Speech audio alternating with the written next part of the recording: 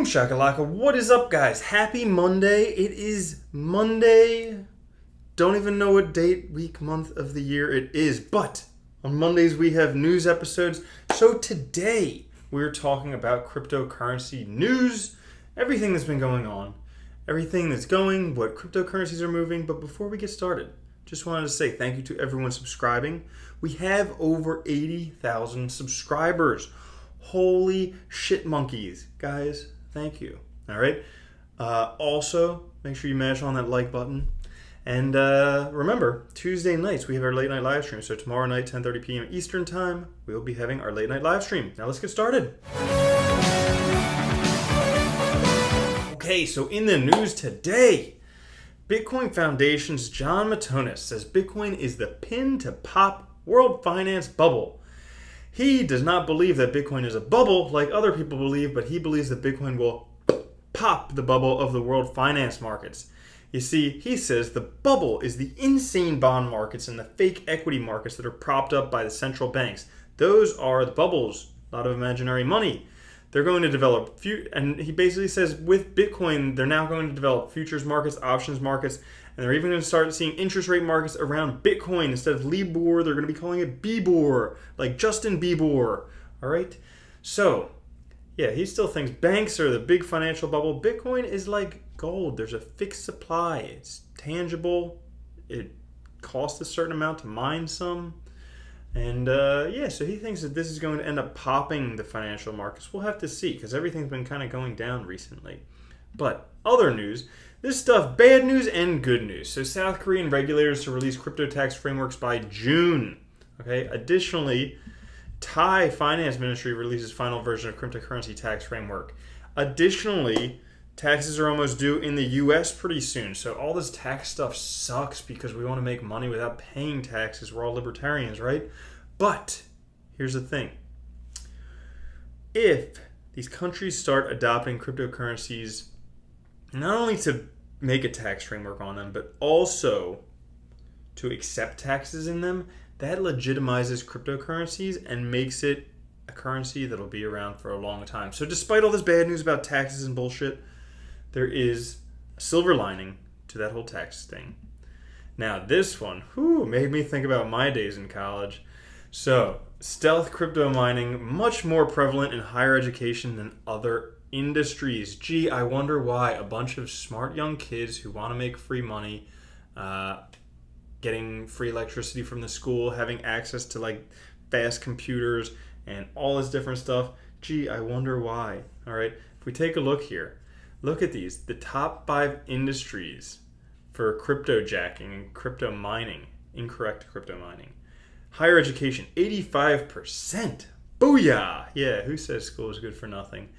Technology, 3%. Entertainment and leisure, 6%. Financial services, 3%. Healthcare, 2%. But yeah, everybody's doing it in school, and it makes sense. They're taking advantage of free power in the dorm rooms and just being opportunistic. They're being smart. They're being entrepreneurial. All right? Now, some people, like Joey Dillaha, they gave his name away. They gave away his school, so I'm guessing he's not going to be able to do this anymore. But he runs a Bitmain Antminer in his room with free electricity. And he says more people should be doing it. It's super fun, it's cool, cheap, and it's a way to be introduced to the market of mining. And then, so that's illegal to do. It's against school regulations to do. It's a fire hazard. When they have room checks, he has to turn it off and put a blanket over it. Okay, so that sucks. But he even adds that his RA loves to come in and talk about it with him. I think that RA is out of a job. Man, these guys. Yeah, so definitely shouldn't have used names there. Or maybe these are fake names. Maybe it's not Joey Dillaha. Maybe it's Doey Jillaha. Okay, so maybe there's pseudonyms. But yeah, I can totally see it. Like back when I was in school, ages ago, we had this huge I was a physicist. Studied physics. We had this huge computer network for doing galactic dynamics. Oh my goodness. If this was back in the days when you could mine Bitcoin on like GPUs and stuff like that, yeah, we probably would have made a killing back then if we knew how to, if we knew what we were doing. But anyways, yeah, kids are smart. They're going to do it. No wonder. Duh. But for those of you sore over Bitcoin's worst week, well, guess what? The stock markets are doing even worse. Worst stock market in 2 years. 2 years. Oh, see, I always thought that when the stock market crashed, that people would put their money into Bitcoin because they'd see it kind of leveling out. And maybe it is leveling out right now. I think at this level we're at, maybe it could be leveling out right here, and then people just start dumping money in, but we'll have to see. Now this week, the big news, Telegram attracts $850 million in the second round of the ICO. That is absurd, $1.7 billion total. That is absurd, okay? Is it really going to be that big? I don't know. I kind of speculate that maybe the interest in the Telegram ICO is because everybody uses Telegram in the crypto space. You know, you have this secure end-to-end transmissions, all that stuff. But is this ICO going to be ridiculous? Are they going to be able to do anything with it? That's my big question. And I ask that to you. More regulation this week. MailChimp shuts down crypto-related accounts. Boom! That sucks, right? So basically anyone who'd been using MailChimp previously to send out emails, for instance, Week in Ethereum, they closed down their accounts. Also the cryptocurrency jobs accounts. Basically everything. They did it kind of to like target those bullshit ICOs. You know who you are. But it kind of affected everyone, and that pretty much sucks. So now we have Google, Facebook, Twitter, and MailChimp all saying to cryptocurrency. We'll see how it pans out.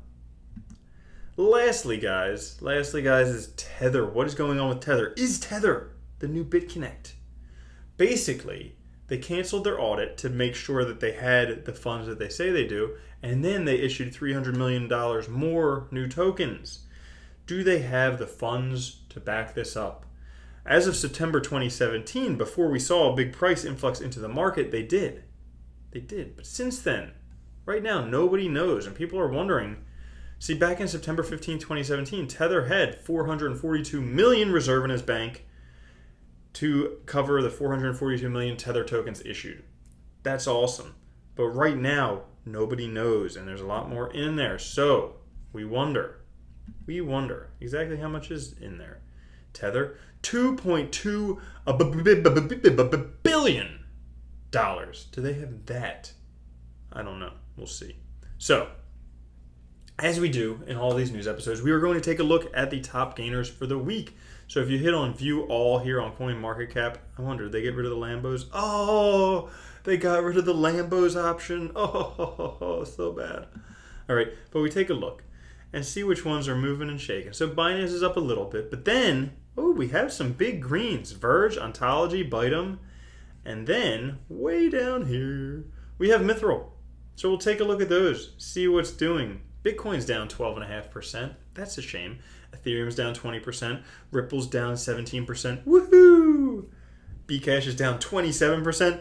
Woohoo! That is awesome. Yeah, Bitcoin Cash is down to the price about where I sold it. I sold mine right before it shot off from like 600 to $2,000 or whatever it went to. Yeah, so it's back down. I knew it was a good idea. Yes, so let's take a look, starting with a Verge. This is definitely a community favorite. Everybody loves Verge because it did this. It went not even parabolic. It went just straight vertical. It went from 0.05 cents to 22 cents. And so recently it's down from 2 cents back up to 4 cents. Do we know why? Absolutely we know why. But before we do, let's take a look. Verge, privacy is a choice. Secure and anonymous cryptocurrency.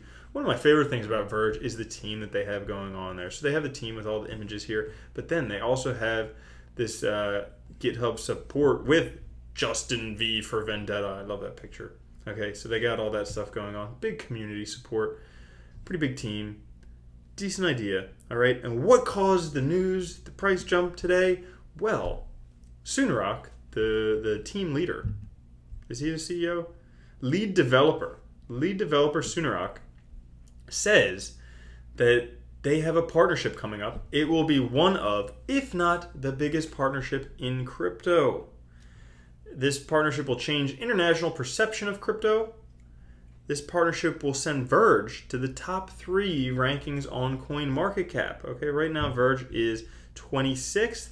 If we wanted to see top 3, that would be a $19 billion market cap from Verge's $665 million, which would put Verge at roughly $1.55, up from 4 cents. So that would be 30 plus, I don't know, 40x. You could 40x on Verge by April 17th when it's supposed to happen. Is it worth it? Who knows? But yeah. So apparently on the 17th, big announcement, going to change cryptocurrency, and that is why price of Verge is going up. If you did want to get on in this, I mean, maybe you could buy some and then just, every couple hours or every day put a trailing stop loss on it. That way you could maintain any gains if they do get some. If they go up to 40x, man, I'll be kicking myself for not buying it. Yeah, for sure. But that happens. Next one, Ontology, $2.12. Man, oh man, Ontology. It's been, for a second, it was below $2, but it's been hovering pretty good around $2 recently. And why Ontology? Well, Ontology is from the parent company On-Chain, along with Neo, and they are aiming to be the future of trust on the blockchain. Basically, Ontology and Neo together are going to be like the future of blockchain in China. Potentially in Asia, potentially in the world. This is aiming to be big, big, big stuff. Do I think between the two, Verge and Ontology, which one do I think has a better chance of getting to number 3 in CoinMarketCap? I would say Ontology. But that's just my personal opinion. Granted, I am very partial to Neo and everything associated with it because I think they have the team, the connections, all of that stuff backed by the Chinese government, yada, yada, yada. But that's what I'm just saying there. So Ontology price has gone up from a little dip yesterday. And overall, the price went up just because they had some airdrops. People are getting tokens. There was talk about Ontology being the new Neo. I think they're going to be a great partnership to have together. Next one is Bytom. All right, Bytom is at 50 cents. It's up quite a bit from 11 cents, a week and some ago, or no, back in November. So recently it's up from 33 cents to like 45, 50 cents. And what is Bytom? Basically, it's a way to transfer your regular assets into digital assets.